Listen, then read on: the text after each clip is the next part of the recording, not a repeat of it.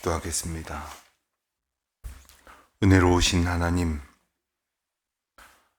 저희를 다시금 주님의 시간에 주님이 구별하여 부르신 이 예배당으로 나와 이 아침의 첫 시간을 시작할 수 있도록 은혜를 베풀어 주신 것을 진심으로 감사드립니다. 때로는 저희들의 몸이 너무나 곤하여, 또 때로는 저희들 앞에 놓여져 있는 불가피한 삶의 여러 가지 이유로 인하여, 또 때로는 저희들의 마음의 산란함과 또 여러 가지 부족함으로 인하여 주님께서 부르실 때마다 순종하며 나아가지 못합니다. 그러한 저희들을 불쌍히 여겨 주시사 온전히 주님 앞에 합당한 예배자로 살아갈 수 있도록 매일매일의 삶을 가장 우선적으로 주님 앞에 드리기를 힘쓰고, 그 주님의 인도하심 앞에서 힘 얻는 기쁨으로 충만케 하여 주시기를 기도드립니다. 하나님, 저희가 살아가는 세상 날마다의 시간 속에서 감당하기 어려운 시련을 만날 때에 주님을 의지하는 특별한 은혜를 누리게 하여 주시옵시고, 주님의 도우심을 경험하는 감격 속에서 상한 것이 회복되어지고 찢겨진 것이 싸매어지며 눌린 것이 자유로워지는 놀라운 하나님의 평강을 얻게 하여 주시기를 간절히 기도드립니다. 때로는 뜻하지 아니하는 일 앞에서 좌절하고 낭망하기 쉽지만 그 가운데에서도 우리 하나님께서 일하심을, 저희를 향하여 특별한 계획을 가지고 저희를 늘 인도해 오셨음을 저희들이 잊지 않고 깨닫는 자들이 되게 하여 주시옵소서. 거룩하신 주님, 오늘도 하나님 앞에서 저희들이 구별된 시간을 살아갈 수 있도록 성령 하나님 저희들을 도와주시기를 간절히 기도드립니다. 헛된 것들에 휩쓸려서 주님을 떠나 사는 까닭에 잃어버린 많은 것들로 인하여 더 많은 것이 깨어지고 상하여지는 일이 없도록 주님 저희를 은혜 가운데에 붙들어 주시기를 기도드립니다. 믿음으로 살게 하여 주시옵시고 믿음 위에 믿음을 더하여 주시옵소서. 하나님 아버지, 저희 교회는 특별히 작년과 올해 이제 예배당 건축이라는 귀한 사명 앞에서 하나님의 은혜를 구하며 열심으로 주님의 은총을 향하여 나아가기를 애쓰고 있습니다. 하오나 너무나도 부족한 저희들의 모습을 보게 됩니다. 하나님 앞에 감사해야 될 것을 잊어버린 채 오히려 걱정하고 원망하고 불평하는 그런 세상 사람들과 조금도 다름없는 모습 보이고 있는 저희들의 부족한 모습이 깨우쳐진다면 주님 앞에 은혜를 구하며 오직 저희를 인도하시는 하나님의 능하신 손길만을 바라고 나아가는 저희들 되게 하여 주시기를 기도드립니다.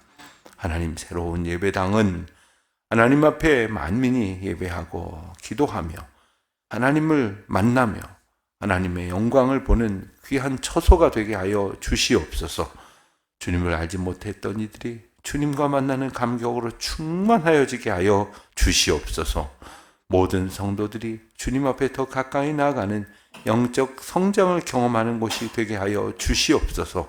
상처가 치유받고 고통이 자유로워지며 오직 하나님의 은혜 앞에 영혼 육이 날마다 새로워지는 은혜의 장소가 되게 하여 주시옵소서. 하나님, 저희 자녀들이 믿음 안에서 잘 자라나는 곳이 될 수 있게 하여 주시기를 기도하는 저희들의 간절한 소원을 들어 응답하여 주시옵시고, 특별히 감당할 수 없을 만큼 큰 변화 가운데 소용돌이치는 이 세대 속에서 믿음으로 살아가고자 하는 주님의 자녀들이 믿음에서 떠나는 일이 없도록 주님은 종베풀어 주시기를 기도드립니다. 자녀들을 양육하느라 애쓰는 우리 부모들, 하나님께서 한 사람 한 사람 아버지로 살아가는 기쁨, 어머니로 살아가는 감격으로 충만케 하여 주시옵시고, 혹 세상적으로 감당해야 할 수고가 있다면 그보다 더 큰 하나님의 은혜와 기쁨으로 넉넉히 이겨낼 수 있도록 인도하여 주시기를 간절히 기도드립니다. 교회 각 기관을 축복하시고 특별히 애쓰고 수고하는 여러 봉사자들마다 하나님의 신령한 은혜로 인도하여 주시옵소서.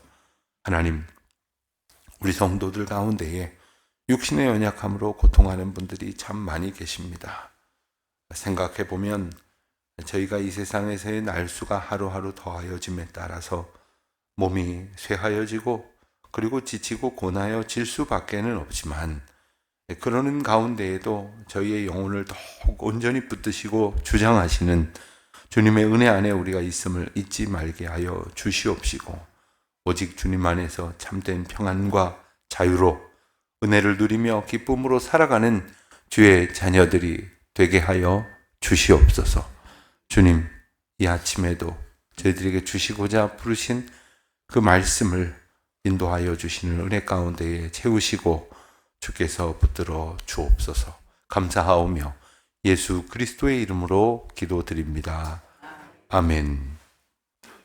요한복음 11장 말씀을 보겠습니다. 요한복음 11장 36절부터 44절까지 말씀 우리 같이 한 목소리로 봉독하겠습니다. 요한복음 11장 36절로 44절 말씀입니다.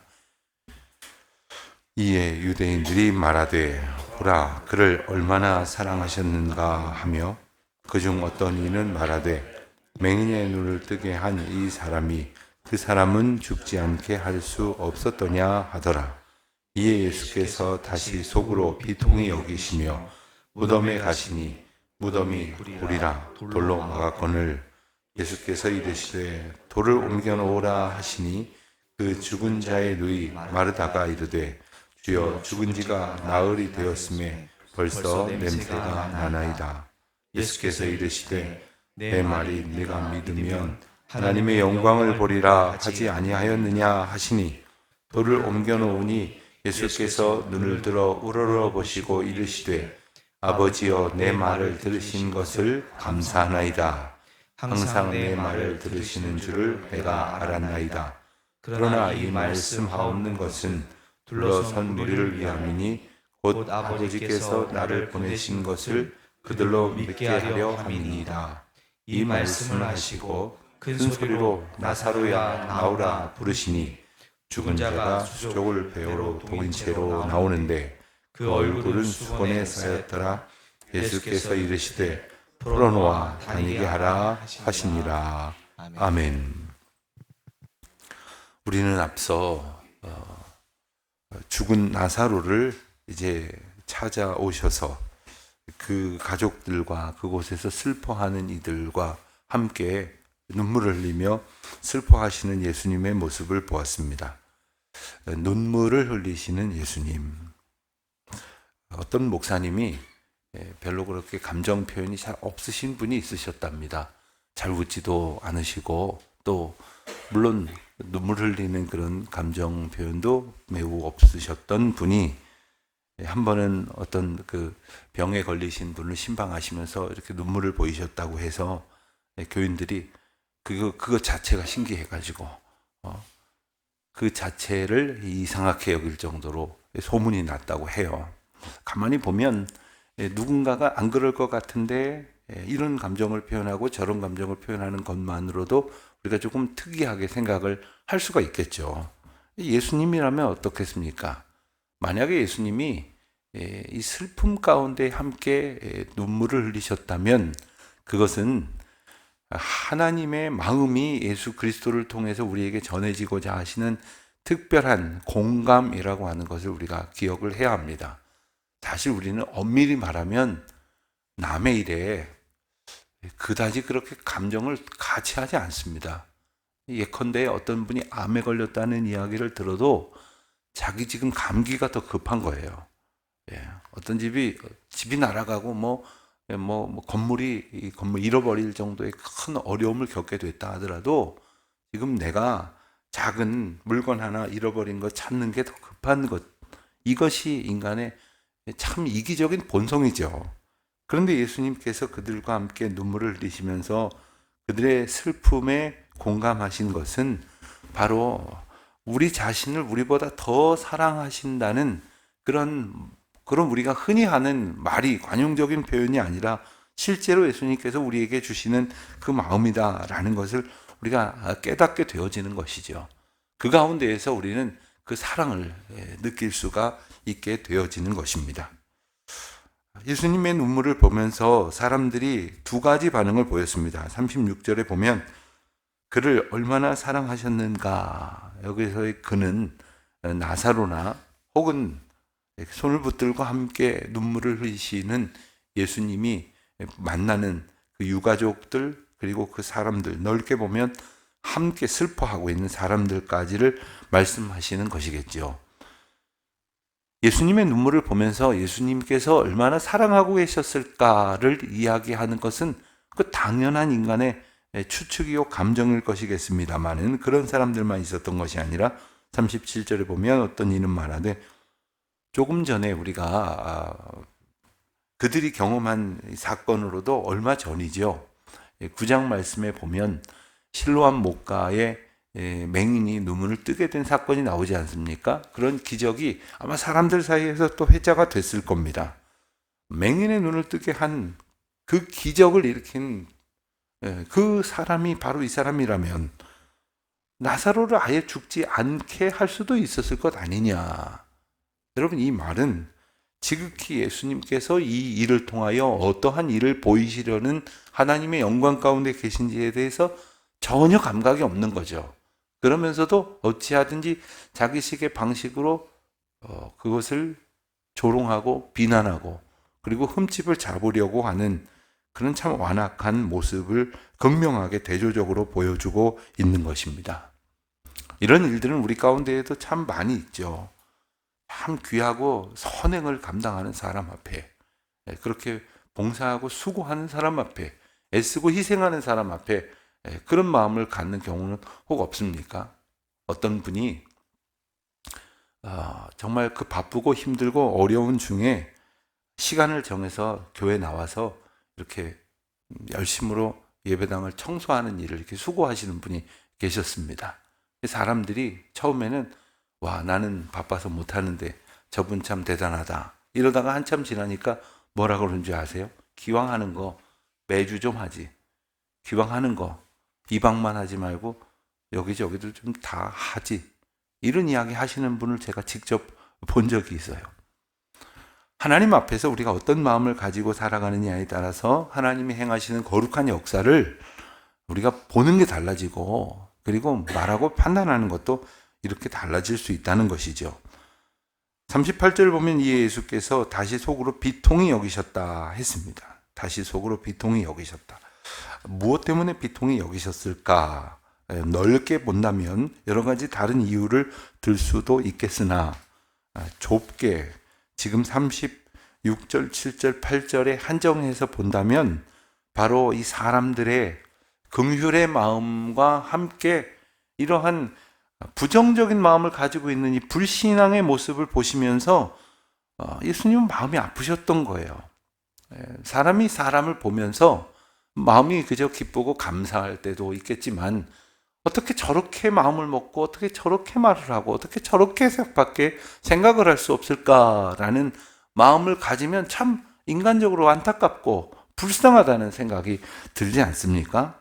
이 놀라운 하나님의 구원의 역사가 진행되어지는 장면 속에서 여전히 불신앙에 머물러 있는 이들을 보시면서 우리 예수님 비통해 하셨습니다. 그렇지만 예수님께서 놀라운 일들을 이루시려고 무덤가로 가까이 가셨습니다. 무덤은 굴이었습니다. 보통 이 굴이 뭐 흔치는 않겠습니다만은 굴같이 생긴 그런 구덩이에다가 예수님께서 돌아가셨다가 다시 살아나신 장면도 그런 장면이죠. 굴에다가 이제 시신을 집어넣고 그 굴을 돌로 이렇게 굴려서 막아놓는 그러한 구조였던 것입니다. 예수님께서 이 돌을 옮겨 놓으라 하셨습니다. 그랬더니 예수님께서 왜 무슨 일을 행하시려고 그렇게 말씀하셨는지까지를 생각을 하지 않고 마르다는 죽은 지가 나흘이나 됐습니다. 벌써 시신이 상하기 시작을 했습니다. 그러니까 그 사정 속에서 예수님이 어떠한 일들을 이루시려고 하는지에 대한 예수님의 마음에 이렇게 다가가지 못하고 있는 거죠. 우리가 예수님의 마음을 품으라 하신 사도 바울의 교훈을 우리가 이렇게 마음에 간직한다면 이 상황 속에서 예수님은 어떤 마음을 가지셨을까? 이 상황 속에서 예수님께서는 어떻게 일을 하시려고 하시는가 하는 거죠. 우리가 우리 앞에 있는 사람하고 공감한다는 게 뭐겠습니까? 지금 무슨 생각을 하고 있을까? 어떻게 되기를 바라고 있을까? 예수님께서 지금 무엇을 하려고 원하시는가? 그런데 그 상황 속에서 예수님은 두 가지를 우리로 하여금 주목하게 하십니다. 첫째는 돌을 옮겨 놓으라는 명령을 하셨다는 것이고, 그리고 거기에 대해서 즉각적으로 순종하지 않은 그런 마르다와 사람들의 모습 앞에서 40절에 말씀하시기를 내가 믿으면 하나님의 영광을 보리라 하지 아니하였느냐라고 말씀을 하셨어요. 그러니까 믿음이라고 하는 것을 어떻게 연결지어 말씀하시느냐 하면 바로 돌을 옮겨 놓으라는 말씀에 순종하는 것으로 이해할 수가 있다는 것입니다. 예수님께서 돌을 옮겨 놓으시는 일은 예수님께서 하실 수 없는 일이었겠습니까? 예컨대 사람들을 더 깜짝 놀라게 만들어 버리시려고 한다면 갔더니 돌문이 굴러져서 옆으로 비켜졌다라면 어떻겠습니까? 아예 예수님이 사람들 보는 앞에서 잘 봐라. 그러고서는 짠 하셨 돌이 부르스르 굴러갔다면 어떻겠습니까? 예수님께서 그런 능력이 왜 없으시겠습니까? 많은 예수님께서는 이 엄청난 나사로가 살아나는 기적의 사건 앞에서 이 백성들의 순종을 요구하시는 거예요. 하나님이 예배당 하나 짓는 게 하나님 입장에서 볼 때 뭐 그리 대단한 일이겠어요. 하나님이 병든 자 살리시는 게 뭐 그리 대단한 일이겠어요. 그러나 하나님께서는 하나님의 일을 이루어 가시는데 이것이 우리의 사건으로 우리에게 맡기신 것은 우리가 그 가운데에서 하나님의 놀라운 사건을 경험함으로 하나님의 은혜를 얻은 자로 남은 평생을 살아가게 하시려는 것이죠. 그와 같은 은혜 가운데에서 오늘도 우리 앞에 펼치신 모든 일들을 그 일 앞에 우리에게 요구하시는 것은 바로 돌을 옮겨 놓으라 하신 말씀에 순종하는 것입니다. 돌을 옮겨 놓으라면 옮겨 놓을 것이지. 우리에게 생각이 참 많이 있어요. 여러 가지 생각이 듭니다. 그런데 옮겨 놓으라는 말씀 앞에 여러 가지 이유를 달고 있는 우리의 믿음 없음, 믿음 있는 줄 알았는데 결국 내 생각, 내 판단을 더욱 중요시하고 있는 우리의 모습을 보게 되지 않습니까? 자, 결국 41절에 돌을 옮겨 놓았습니다. 그리고는 예수님께서 이제 하나님 앞에 기도를 하십니다. 그런데 이 기도를 42절에 보니까 항상 내 말을 들으시는 줄 아나이다. 그러나 이 말씀 하옵는 것은 둘러선 무리를 위함이니 이렇게 말씀을 하십니다. 예수님께서 기도하신 것에 대해서 특별히 주석을 달고 있습니다. 이렇게 기도하신 것은 사람들을 위함이다 라고 말씀을 하십니다. 여러분, 어린 아이들을 두고 이렇게 아이들이 어렸을 때 이렇게 머리맡에서 이렇게 기도를 해주는 그런 일들을 해보셨을 거예요. 부모님이 이렇게 기도를 할 때 사실 부모님이 아이 눕혀놓고 그냥 그 곁에서 조용히 기도하고 나올 수도 있고 아니면 부모님의 방에 와서 조용히 더 편안한 자세로 기도할 수도 있겠으나 아이에게 손을 잡고 혹은 머리에 손을 얹고 혹 안고 이렇게 기도를 하는 것은 하나님께 기도를 드리는 것이지만 이 아이를 믿음으로 양육하는 매우 중요한 방법이죠. 어떻게 기도하고 무엇을 우리가 함께 기도하고 무슨 소원을 가지고 있는지를 일러주는 너무나 중요한 기도인 것입니다. 하나님 앞에 기도를 드리면서 예수님께서는 무리를 향하여 하나님께서 그들 가운데에 보내신 분이 바로 예수님 자신이시라는 것을 더욱 분명히 알게 해주시는 너무나 놀라운 배려입니다. 그들의 지금까지의 상황을 보면 앞선 여러 가지 이적의 사건임에도 불구하고 한켠에서는 여전히 맹인 눈도 뜨게 하신 분이 아예 살리지 그걸 못 살렸어? 그래서 이 지경이 되게 하나? 이런 식으로 함부로 말하는 그러한 세대 속에서 우리 주님께서는 그들을 그저 그냥 한 방에 그냥 책벌하지 아니하시고 하나님 앞에 기도하심으로 예수 그리스도 당신이 어떤 분이신가를 끊임없이 알게 해 주시려는 것이죠. 그리고는 말씀하셨습니다. 나사로야, 나오라. 나사로를 부르십니다. 그런데 이 나사로를 부르신 것은 바로 육신의 죽음으로 인하여 누워있던 나사로를 부르신 것뿐만 아니라 그 불신앙 속에 살아가고 있는 그 모든 사람들, 그리고 오늘도 자기식의 인식의 틀에 갇혀서 믿는다고 하지만 끊임없이 자기 생각의 그 바구니 안에서 빠져나오지 못하고 있는 우리 자신을 부르시는 것임을 우리가 기억을 해야 합니다. 무덤가에 있는 나사로가 바로 나의 동굴 안에 갇혀있는 나 자신이라고 하는 사실을 기억을 해야 해요. 여전히 그 인식이 깨지지 않는 사람들이 있습니다. 사람 참 변하지 않습니다. 목회를 하면서 목회를 하는 것이라는 전제를 달지 않더라도 신앙생활을 하시는 우리 모든 성도님들을 가만히 대화하다 보면 그런 이야기들 다 하십니다. 어쩜 그렇게 안 변하는지, 그렇게 잔소리를 해도 변하지 않고, 그렇게 얼르고 달래도 변하지를 않고, 구슬러도 전혀 바뀌지는 않습니다 하는 그러한 이야기들도 우리가 많이 합니다. 그만큼 우리 인식의 틀이, 그 껍데기가 강한 거예요. 이것을 깨뜨릴 수가 없는 거예요. 주님께서 깨뜨려 주시지 않으면, 주님께서 그 돌을 치워 주시지 않으면, 주님께서 강권적으로 명령하셔서 그 갇혀져 있던 그 동굴 안에서 나오라는 선포를 우리가 순종하지 않으면 도저히 일어날 수 없는 것이죠. 예수님께서는 그 명령에 순종하여 몸을 일으켜 나오는 나사로, 그런데 44절에 보면 죽은 자가 수족을 배로 동인 그대로 나왔다, 이렇게 묘사를 하고 있습니다. 여러분, 그 장면을 직접 보았다면 얼마나 놀라웠을까요? 그냥 아주 편안한 모습으로 그렇게 나왔다면 그것도 놀랄 일이겠으나, 아니 장례치른 그대로 수의로 몸을 감쌌는데, 보통의 경우는 아예 굵은 배로 이렇게 몸을 이렇게 감아서 이렇게 시신을 넣어 놓았겠죠. 그대로 나왔다는 거예요.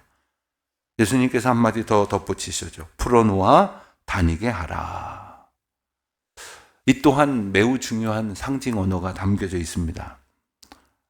나사로가 육신의 죽음 가운데에서 다시 사는 엄청난 기적을 경험을 했지만, 사람들이 묶어 놓았던 이 죽음을 의미하는 그 동인 배에 여전히 묶여 있다는 거예요.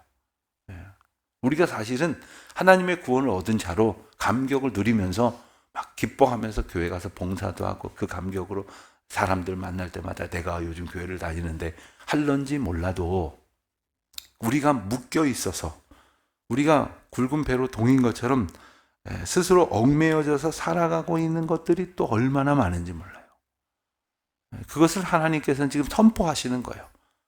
풀어놓아서 자유롭게 하나님의 은혜 안에 인도하심을 받아서 다니게 하라 말씀을 하시는 거예요.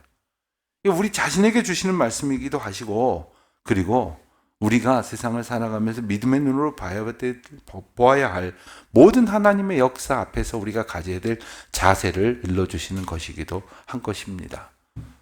오늘 우리가 이 말씀을 생각을 하면서 내가 얼마나 그동안 나라고 하는 이 인식의 틀, 이 두꺼운 껍데기에 갇혀서 주님이 부르시고 인도하시고 허락하시는 은혜를 누리며 살지 못했는가.